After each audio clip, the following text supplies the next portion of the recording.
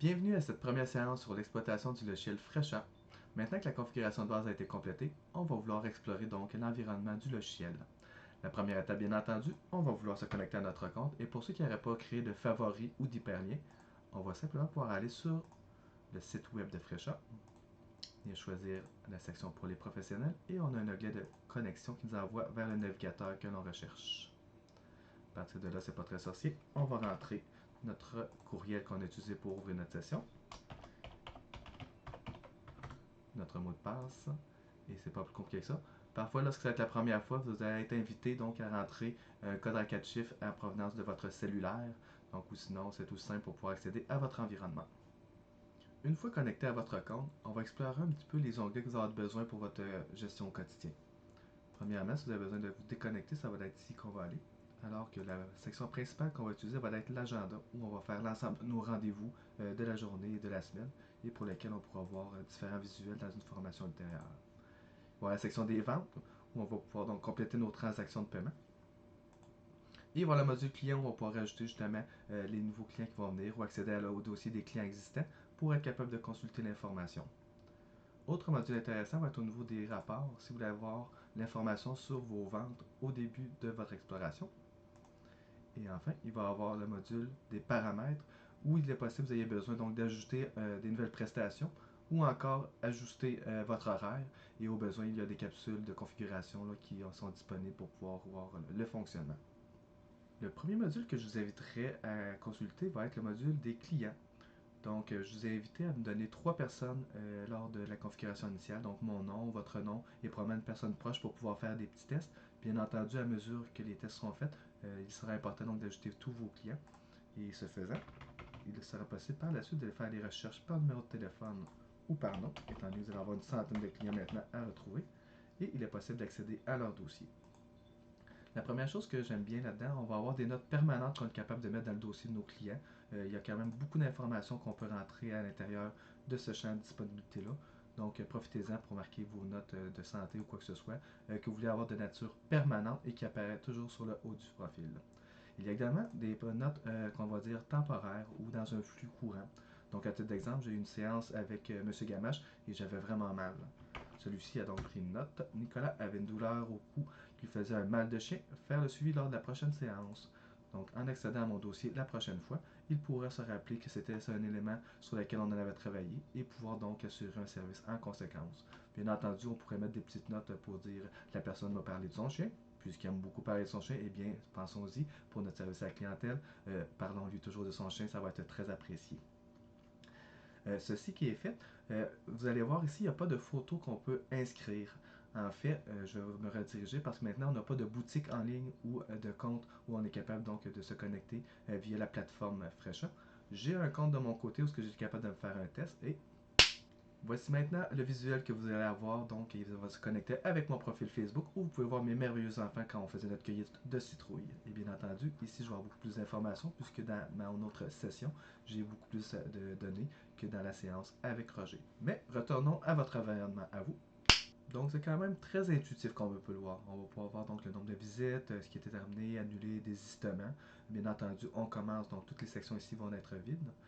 Et par la suite, on va avoir ici une section pour les coordonnées. Si on veut faire une réservation, on va être redirigé directement vers le calendrier pour pouvoir prendre rendez-vous. On a une section vente pour pouvoir faire une vente directe à un client. Et on va avoir la possibilité soit de modifier le profil comme on l'a vu tout à l'heure, de fusionner les profils, donc si jamais il y aurait un doublon, on va pouvoir donc configurer. Et il y a bloquer le client, donc vos fameux tenants là, que vous êtes plus capable de sentir, là, on est capable de faire en sorte de les bloquer, ce qui aura une incidence ultérieurement pour les réservations en ligne. Ces personnes n'auront plus accès à cet élément-là. Et on va voir tout à l'heure donc le bouton de supprimer le client, puisqu'on va faire un test pour voir comment j'ai rajouté ma session.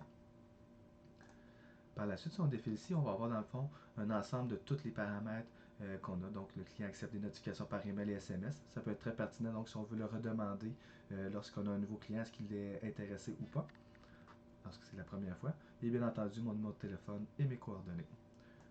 On va avoir l'historique des rendez-vous qui est vide pour le moment. Les acomptes, donc ultérieurement, on va pouvoir définir si vous voulez avoir des protections de no-show. Et donc, les acomptes en font partie. Et c'est ici qu'on pourrait trouver l'information sur le montant que j'aurais pu mettre. Et au moment où je vais avoir fait un premier paiement, On verra également ça donc dans la prochaine séance, la séance 2. On pourra avoir l'accès donc de la carte de crédit avec l'information sur les 4 derniers chiffres qui vont apparaître ici. Les abonnements, si jamais j'ai payé pour avoir plus d'une séance. Et les formulaires qu'on va avoir également dans la séance 2. Si j'ai rempli un formulaire de questionnement, bien je pourrais avoir accès à l'information avant une séance pour pouvoir y retourner. Donc les ventes de produits, mon historique de facture, au moment où nous allons être rendus en ligne, donc les avis que j'aurais pu laisser sur votre dossier, donc pour commenter à quel point je vous apprécie ou à quel point je vous déteste. C'est ici qu'on va retrouver toute l'information. Et section très importante et pertinente, si vous avez déjà des dossiers à la mitaine, vous avez des dossiers numériques que vous avez sur d'autres choses, on peut faire ajouter des fichiers. Donc on va prendre le petit onglet ici. Et ce que l'on peut voir, c'est que tout ce qui va être donc dans un format Excel, on va avoir le JPEG, on va avoir le PDF. C'est toutes des choses, le PNG également, c'est tous des éléments qu'on va pouvoir aller chercher. Donc à titre d'exemple, moi ici je voudrais être capable d'aller chercher, je vais aller un fichier test de Nicolas. On va aller le chercher, on va le publier, et éventuellement je vais pouvoir donc accéder aux informations par la suite. Il ne me reste plus qu'à peser sur le petit nuage ici, télécharger, et l'information va apparaître au bas de la page pour pouvoir consulter l'information. Et c'est ce qui fait le tour donc pour le module de la liste des clients. Maintenant, ce que l'on va faire, c'est qu'on va supprimer mon profil et on va recommencer de zéro. Donc, on va simplement avoir à ajouter un client, nom, prénom, portable, courriel,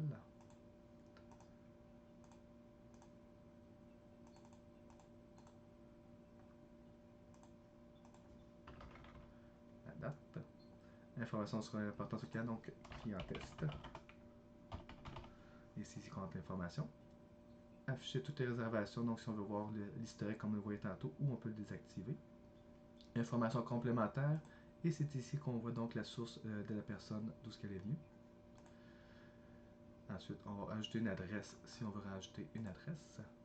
Donc, que ce soit à l'accueil, au travail ou autre. Donc, très pertinent si vous faites travail à domicile. Autrement, bien entendu, c'est une section qui peut être optionnelle. Et le moteur de recherche va pouvoir venir pré-remplir les informations assez rapidement.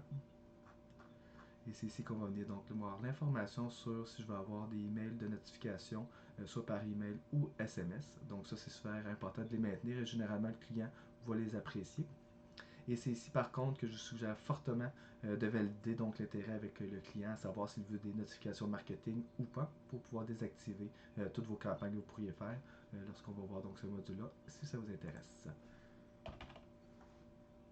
On pourra manquer l'information. Et bien entendu, on a déjà configuré comme quoi sa langue de préférence par défaut était déjà le français pour les communications qui se seraient faites.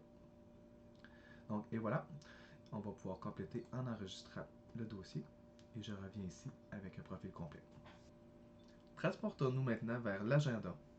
Dans un premier temps, on va regarder vraiment ce qui touche l'affichage. Ensuite, on pourra voir dans la prochaine capsule comment on va gérer les rendez-vous au sein de l'agenda. Donc, la possibilité de faire un agenda sur le jour, sur 3 jours ou sur la semaine va pouvoir se faire à partir de la journée. On avait vu que dans la configuration, on pouvait choisir la date qui commençait ou on voulait que le lundi puisse s'afficher. Et il est possible de rapetisser ou d'agrandir l'agenda.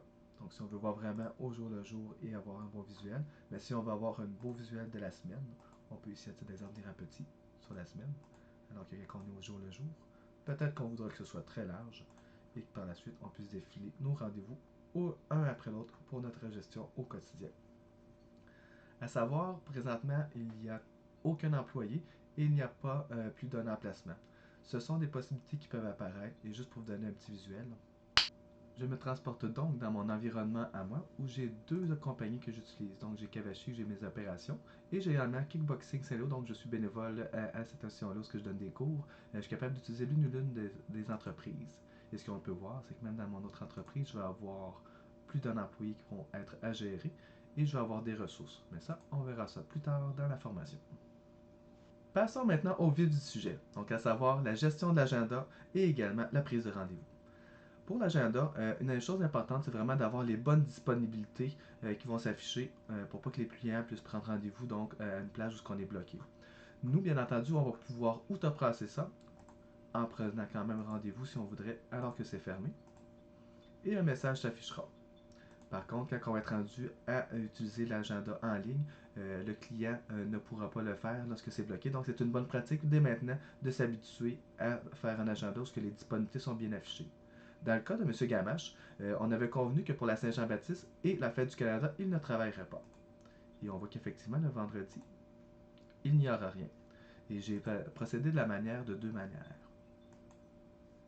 De un, j'ai pu aller dans l'horaire de travail, où j'ai littéralement supprimé l'horaire où il travaillait. La deuxième option, on le voit, il était indiqué comme devant travailler. Par contre, c'était une journée qui était fermée, puisque j'avais été dans les paramètres, ajouter une date bloquée. Quand on est travailleur autonome, c'est plus ou moins important, donc c'est votre propre horaire qu'on peut le supprimer ou faire une date bloquée. Si c'est un employé qui doit être payé, bien entendu, c'est là qu'il va y avoir une nuance à mettre pour marquer des bonnes dates bloquées quand la personne doit avoir des jours fériés afin que les rapports sortent bien. Mais ça, c'est un tout autre sujet. Donc, une fois qu'on a configuré l'horaire et qu'elle est convenable, on va maintenant pouvoir ajouter des rendez-vous. Donc, à titre d'exemple, je voudrais prendre rendez-vous avec M. Gamache à 11 h. La première chose, je vais être invité donc à choisir quelle prestation. On voit ici toutes les prestations qu'on a choisies dans l'ordre où on a décidé de les afficher. Donc, à titre d'exemple, je voudrais aller prendre un massage d'1 heure avec M. Gamache. On a la possibilité de rajouter plusieurs prestations une après l'autre. Donc, je pourrais en prendre un autre de 30 minutes, mais avouons-le, j'aurais été mieux de commencer avec 90 minutes. Mais dans le cas de certains services, donc comme en coiffeur, quand on va avoir la coupe de cheveux, la coloration, il peut être pertinent de mettre plusieurs rendez-vous par la suite si on n'a pas choisi ce qu'on appelle un forfait. À partir de là, on pourrait aussi avoir des clients qui sont réguliers. Je pourrais dire à M. Gamache, moi, je vais être client et venir à toutes les 4 semaines, à tous les jours, donc le lundi, en faisant non pas à tous les mois, mais à toutes les 4 semaines, on va s'assurer que ça va être toujours la même période. À titre d'exemple, si je viens toujours le vendredi après-midi, c'est ma petite routine, on va pouvoir la faire et je vais pouvoir dire, est-ce que je veux que ce soit jusqu'à une date spécifique? Est-ce que je vais vouloir que ce soit 2, 3 fois? Ça va être là où on va pouvoir donc choisir tous nos éléments pour être capable de configurer nos rendez-vous à venir. Dans le cas présent, on ne va pas répéter le rendez-vous. On va simplement y aller ici et on va pouvoir faire enregistrer. Et voilà, maintenant le rendez-vous est enregistré. Je vais pouvoir maintenant y aller pour faire des modifications si j'en ai envie. Donc j'ai un code qui s'est apparu ici. J'ai mon choix de massage. Et ici on voit que je n'avais pas mis de nom. J'ai oublié de mettre mon nom. Eh bien je pourrais toujours aller dans la section modifier le rendez-vous. Chercher un client. Et voilà, je viens d'avoir un rendez-vous qui était signé à mon nom au lieu d'avoir une personne qui va venir tout bonnement. Et je vais pouvoir faire enregistrer la modification. À savoir, un phénomène qui s'est produit au moment d'ajouter mon nom, donc Nicolas Morin qui est associé à Bloodon 9, j'ai eu une notification qui est rentrée et qui apparaît comme suit. Donc, on se rappellera, dans la configuration initiale, on a fait en sorte que tous les nouveaux rendez-vous confirmés allaient être affichés. Donc, j'ai la possibilité d'avoir mon nom, qui, bonjour, votre rendez-vous est confirmé, avec la date et l'heure. Et je vais avoir le nom de l'entreprise que je vais rentrer avec les informations de l'adresse. Je vais avoir le soin avec le prix, puisque j'en avais fait la décision également. Et à ce stade-ci, étant donné que je n'ai pas de prise de rendez-vous en ligne, je n'ai pas d'option pour aller à mon compte pour pouvoir aller annuler ou désactiver mon rendez-vous. Voyez-vous, chemin faisant, on se rend compte que je n'ai pas été à mon rendez-vous parce que je l'ai mis beaucoup trop tôt et donc j'ai été absent finalement. Donc plutôt que d'aller inscrire comme quoi il y avait eu une problématique au niveau donc de l'absence, je vais pouvoir indiquer comme quoi j'ai eu un désistement. Donc vos fameux no-show ou les personnes qui nous font faux bon. À savoir, si je me serais pris un rendez-vous ici de 60 minutes,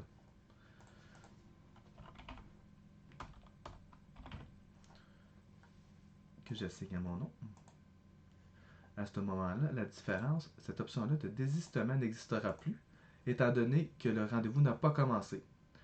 Quand on va vouloir annuler un rendez-vous qui est dans le futur, il va vraiment falloir choisir l'option d'annuler. Et c'est là qu'on a pu choisir tous les motifs qu'on a pu prendre en note. Donc, on a vu erreur de prise de rendez-vous, empêchement du client. Dans le cas présent, on va simplement dire aucun motif fourni ou erreur de prise de rendez-vous. Ça ne change rien et ça va disparaître. À savoir, quand on fait des inscriptions et des annulations, il y a quand même des informations qui entrent dans les rapports. Donc, dans mon dossier client, à titre d'exemple, on voit que je commence à avoir des historiques de visite. Donc, c'est pour ça qu'on va quand même faire attention pour prendre des clients tests lorsqu'on va faire des interventions. Autrement, il y a des informations qui vont apparaître ici. Et également, au niveau de nos rapports, on pourrait commencer à avoir de l'information qui va rentrer. Donc, bien entendu, on est dans un environnement en test et on va savoir que les débuts ne sont pas aussi pertinents. Mais bien entendu, le jour où on va être rendu dans un mode plus réel, où on va avoir besoin de rapports, peut-être y aller avec parcimonie si on veut faire des exercices avec des employés ou quoi que ce soit, on va essayer d'y aller donc avec l'essentiel. Dernier élément que j'aimerais ajouter au niveau donc de l'agenda, c'est la possibilité de mettre des dates bloquées, des plages horaires bloquées. On a vu tantôt qu'on avait la possibilité de marquer des dates bloquées pour les jours fériés ou s'il y aurait des vacances à titre d'exemple par rapport à notre horaire régulière. Et on avait vu qu'on peut aller directement dans l'horaire de l'employé pour retirer des plages. Dans le cas-ci, je voudrais plutôt dire, oh, il y a un petit imprévu, il faut que j'aille chez le dentiste cet après-midi, il y a une place qui s'est libérée et je ne serai plus disponible jusqu'à 15 heures. Et bien, en faisant ça, on va être capable donc d'indiquer vraiment des plages disponibles qui ne sont pas là, donc sans aller retourner dans les paramètres.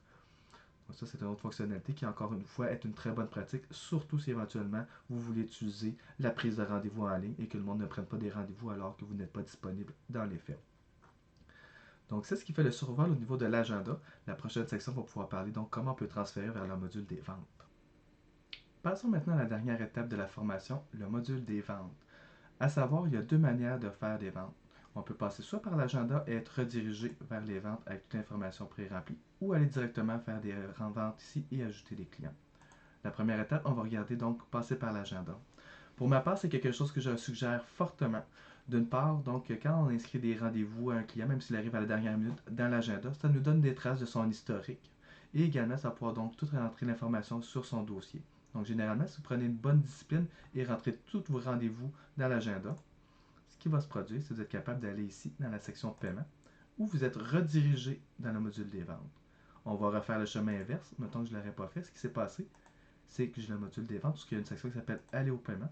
Et on a choisi la personne qui avait un rendez-vous où toute l'information se configure à l'avance. À partir de là, on pourra peser sur le bouton Continuer et les options de paiement s'affichent. Donc, on a ici l'espèce, les bons d'achat qui sont les cartes cadeaux ou encore les bons de réduction qu'on aurait pu créer, ce que l'on va voir dans des modules ultérieurs. Si on a un virement Interact, et on a encore une fois le comptant qui apparaît en double. Ici, on a l'option donc de partager. Donc, je pourrais, à titre d'exemple, choisir une partie qui va être payée en espèces et une partie qui va être payée par virement Interact, à titre d'exemple. Donc, ça serait une possibilité. Ce que l'on va faire, dans le cas présent, on va dire comme si je payais en espèces et on va dire que je paye 60$. À savoir, si je donne 70$, le logiciel fait comme si on allait donner le change et il n'y a pas nécessairement de gestion de caisse qui est très bien faite. Donc, inscrivez seulement le montant qu'on vous a donné et vous avez à gérer votre pourboire. C'est vraiment d'une manière donc distincte qu'on va le faire. Voyez-vous, à titre d'exemple, ici, j'aurais pu dire je veux un 10$ pour le faire, pour indiquer là. À partir de là, on va choisir notre 70 pour avoir vraiment une bonne comptabilisation de toute notre information. On va ensuite procéder à encaisser des espèces. Et on va facturer. Voyez-vous, à partir de là, il va y avoir une information qui va être rentrée ici. Donc, sur tout ce qui s'est fait. Et le client, de son côté, pour recevoir une notification de merci de vous être présenté. Comme on peut le voir ici. Parce qu'on l'a configuré dans nos notifications. Alternativement, vous auriez voulu retirer la mention de merci de votre visite. Le client veut une facture, pas nécessairement de reçu. On a été capable également de lui dire je vais t'envoyer une facture. Et à partir de là, toute l'information va y figurer pour qu'il puisse avoir tout ce qu'il a besoin. Pour ce qui est de la seconde option, on va pouvoir aller directement dans le module vente où on va faire des ventes manuelles. C'est l'exemple d'un client qui arrive à la dernière minute. Vous n'avez pas son nom, pas ses coordonnées et vous voulez faire une vente rapide. Il est possible de procéder ici et pas nécessairement rajouter de clients qui vont être affectés. Donc, on voit ici qu'on va avoir la vente rapide qui est une option qui va être très utile quand on a une séquence de bons d'achat, d'abonnements, de prestations et qu'on va vouloir toutes les mettre ensemble dans la même section. Comme on peut voir ici, dès qu'on pèse sur un bouton, cela s'ajoute à la facture qui est ici. Donc, on va pouvoir annuler la vente tout simplement. Et ici, dans le cas de M. Gamache qui a seulement des prestations, ça va être vraiment plus utile parce qu'on va pouvoir dire à titre d'exemple, j'ai un massage de 60 minutes. J'ai ici un rendez-vous, mais si je veux aller me chercher moi-même, encore une fois, pour être capable de faire la configuration, on est capable donc de choisir les mêmes informations qu'on avait ici au préalable. À partir de là, comme on voyait, j'aurais pu me rajouter un 90 minutes. Si j'aurais des produits, on verra ça ultérieurement, on aurait pu rajouter par-dessus la facture qui va continuer à s'accumuler au fur et à mesure. Voilà donc ce qui met fin à la première séance dans le cadre du parcours de transition numérique sur l'apprentissage du logiciel Fresha. Aujourd'hui, on a vu comment se connecter à notre compte, on a vu comment fonctionnait l'agenda, on a vu comment on pouvait rajouter des rendez-vous et on a vu finalement la possibilité de faire des ventes avec le paiement. Avec ces éléments-là, vous allez avoir de nombreux avantages. Entre autres, vous allez avoir toute l'information de manière numérique dans le dossier de vos clients, mais surtout, vous aurez la chance de pouvoir leur envoyer des notifications de rappel pour éviter qu'ils ne vous oublient. À cela, il va y avoir un rapport comptable de comptabilité qui va être disponible si vous faites ces consignes-ci. Ajoutez à votre base de données tous vos clients. Assurez-vous d'ajouter toutes vos prestations et vos produits à mesure que vous les vendez. Ainsi, si vous statuez sur une date où toutes ces informations-là ont été complétées, vous aurez la possibilité, à un clic, d'envoyer vos rapports des ventes à votre comptable. À venir dans le cadre des prochaines séances, on va voir comment rajouter un formulaire pour qu'un client nous donne l'information avant un rendez-vous et également l'ajout d'un terminal de vente. Avec ces éléments-là, on va avoir de plus en plus de fonctionnalités pour évaluer la progression. J'espère que cette séance vous a plu et au plaisir de vous voir dans le cadre du parcours de transition numérique pour la suite des choses. Au revoir.